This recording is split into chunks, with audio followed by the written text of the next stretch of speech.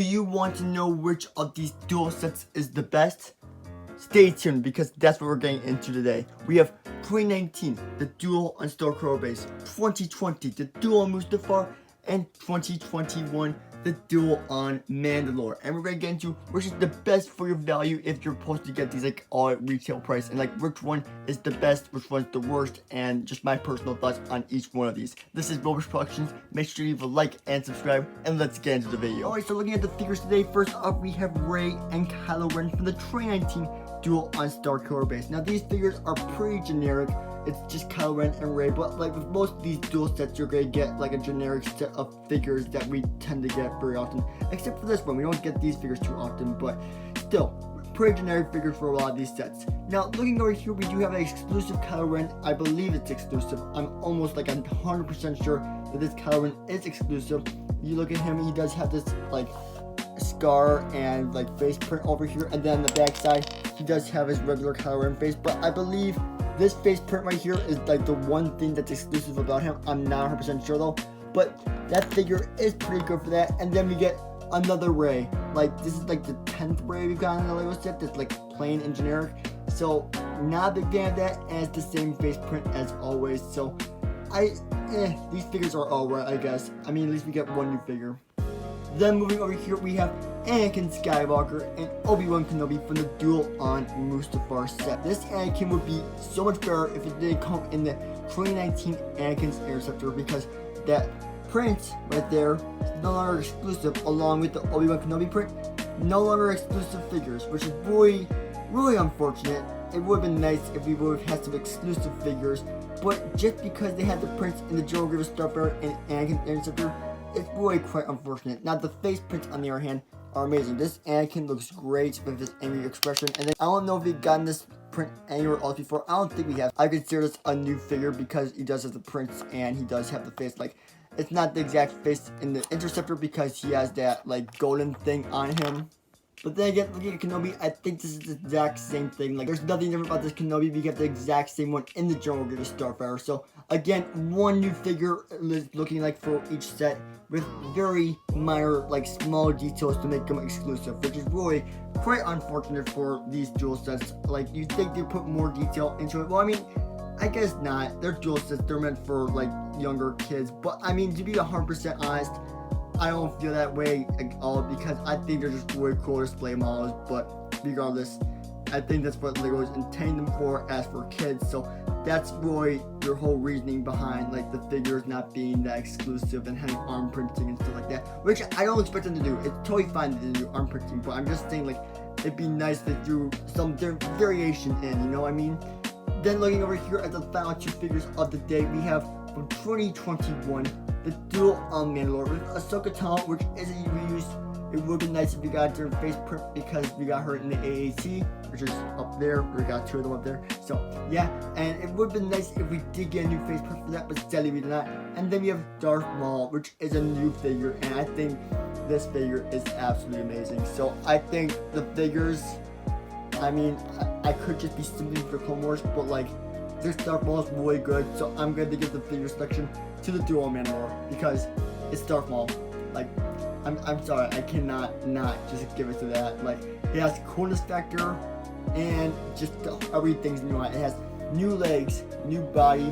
The head's same, but you know, that's whatever. But like all these other ones just have like a head difference on this one and this one. But this one has a whole like body, torso, legs. So I have to give the best figures to the Darth Maul. So I would say if you're going for figures, duel on Mandalore is the way to go. Before we get into the builds and what my thoughts are on each one of them, I want to show you the instruction manuals so you can see they get smaller each year. Like this is the biggest one we got with 2019 duel on Starkiller Base. Then you have duel Mustafar. It's a bit of a different style, but like it's odd. So when you open it up like this, you gotta turn it. So that's a bit odd, but it is a different style of instruction manual. And then we have this final one where they just completely gave up on the instruction plus and they just put a barcode right there, which is kind of sad. But like, this is small. Like, look at how much. Like, look at this. It could fit like two of them on this page. Like, that's crazy. Like, how small they've gotten. And I mean, this is barely any pieces, and really isn't worth $20. So, like, I get where they're coming from, but at the same time, like, it's sad to see that they're getting smaller. You know, like every single year they get a little bit smaller. So, yeah. Now let's head into the builds. So looking at the 3 builds, there are a lot of play features. This is like a diorama set / pay set. Like most of these can turn around and you can make the lightsaber swing, which is a nice thing, except for Duel Mandalore, which just neglected that feature completely for other reasons, which I feel like this was totally worth it. Like I would have rather had this than some swinging like play feature. Like this cage is so cool. I'm so glad Lego did this. This is such a good idea. So let's get into the builds, starting off with 2015 over here. When the rumors for this set came out, I thought it was going to be way bigger than this, but I was dead wrong. It was a lot smaller when I saw the official images. I'm like, wow, these trees are really small, but I have really grown to like it over the years. Like, it's really cool. So over here, the first play feature of the day is this feature. So you see that the ground cracks on Starkiller Base when they're like under attack. Well, not really under attack, but like it cracks, right? It cracks when the oscillator starts to blow up and all that. Duel and Starkiller Base, all that.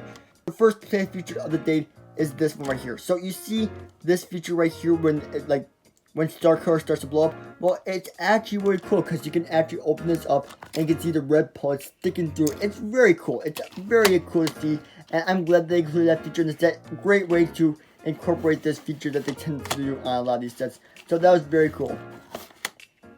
Then the next play feature is actually you can just spin these things around like woo woo, big whoop. No one really cares.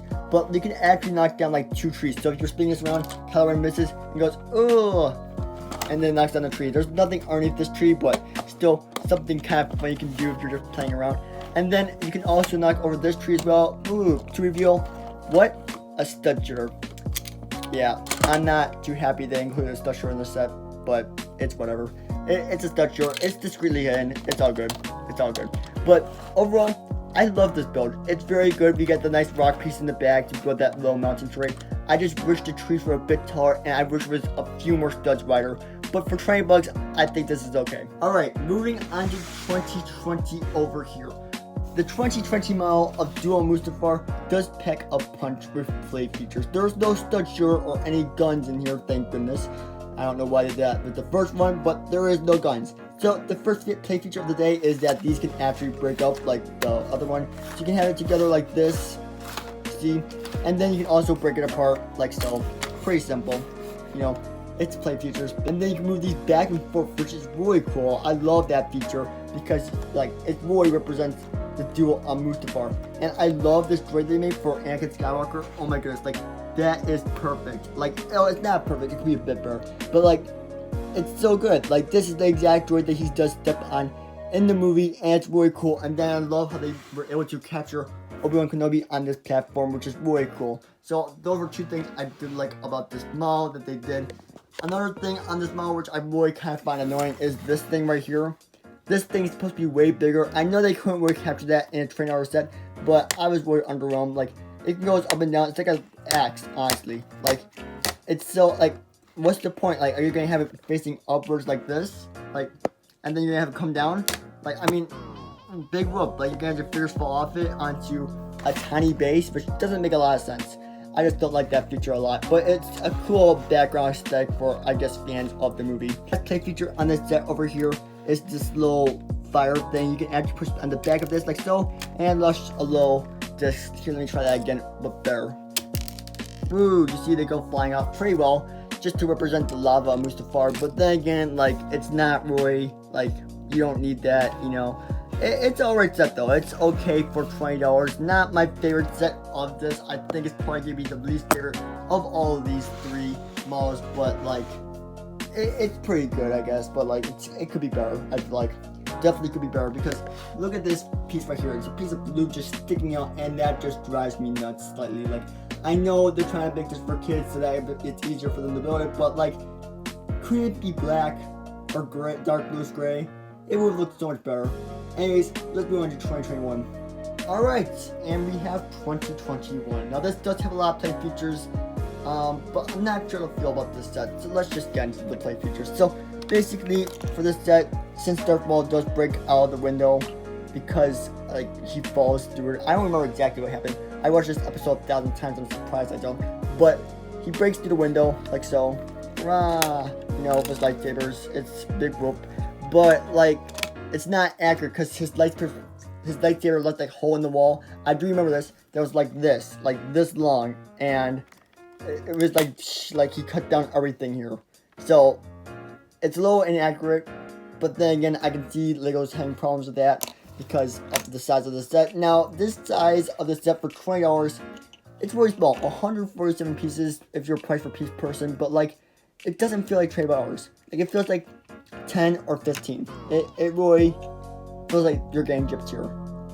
So I wish they would have put like a 16 by 16 dark blue gray plates, and then maybe some swivel things like all the other duel sets, so that it swivels around, like you can move the figures, go boom, boom, boom. Like, they're not gonna do that, so it's a little unfortunate that they didn't do that. But over here, there is one play feature that you can open up right here. It reveals a little gun, so that is something that is kind of cool, but then again, just not the coolest thing ever. This thing's gonna fall easily. I like they have a lock in place feature right here, which is kind of cool, but like, still, it's not, it could be better. It definitely could be better. But I do like these stickers, which I seem to have botched. It does not perfectly line up, and I swear I'm gonna fix that, because that doesn't look good. So yeah, I'm gonna fix that, but I thought I lined these up perfectly, which is a little unfortunate, but it's an okay set. I mean, it could have been better. My expectations were a lot higher, but again, we get a new Darth Maul, so I guess I don't really care that much, because it's the dual Mandalore. Like, this is what I want. Now, the icing on the cake that really saves this set is this vault. This vault is used for Darth Maul, and it fits the figure pretty well. Now, this doesn't attach to the set in any way, which is a little unfortunate, but like, still, it's pretty cool to see Darth Maul in here. Fits perfectly. Now, I wish this would have been print, because you can see on mine, I don't know if you can see it, but like, the sticker doesn't look too well on there. I might have to get a new one of these sets just so that I can get the sticker better on there, but like, it's cool. Like, I love the sticker. I just wish it was printed on there. It would have been a lot better for the set. Now to the final question, which one is the best? Now, assuming these are all $20 and you bought them all at the same time, I probably would say this one. If you're looking for a build, play features, everything, this one's probably gonna be your best bet. Like, this is the best looking display feature. Not the best figures, but like, it's cool. I really like this, and I'd be okay with displaying this on a shelf. This one, I probably gonna rank it number 3. I mean, it's a good value and all, but it doesn't do dual Mustafar for me. You know, it doesn't do the full aesthetic. Even though it does have one new face print, it just does not do the aesthetic. So this is the 3rd. And coming in at number 2, if it just had a bit more, like a few more things, a few more pieces to really finish out the build, this would be number 1. But it is number 2 because it has so many cool things like this vault, and just tons of amazing things. It's the dual Mandalore, and maybe I'm just simping for this set because I love season 7 of the Clone Wars. But if you're going for the figures, this is the best set to get. You get Ahsoka Tano, which has only been one other set that in this form at least, and you got Darth Maul, which is completely new, and that's really cool because you can actually get Gar Saxon and the other Mandalorian Starfire, and if you have some more Mandos from 2013, you can have a good time. You got some more Mandos, you got some Ahsoka clones, all that. We need more Mandos figures. We need Lego to make like a battle pack next year with some more Mandos and 3 32nd Troopers. That'd be great. Like, we haven't gotten more Mandos since 2013, and they're $25 each. That'd be just great though.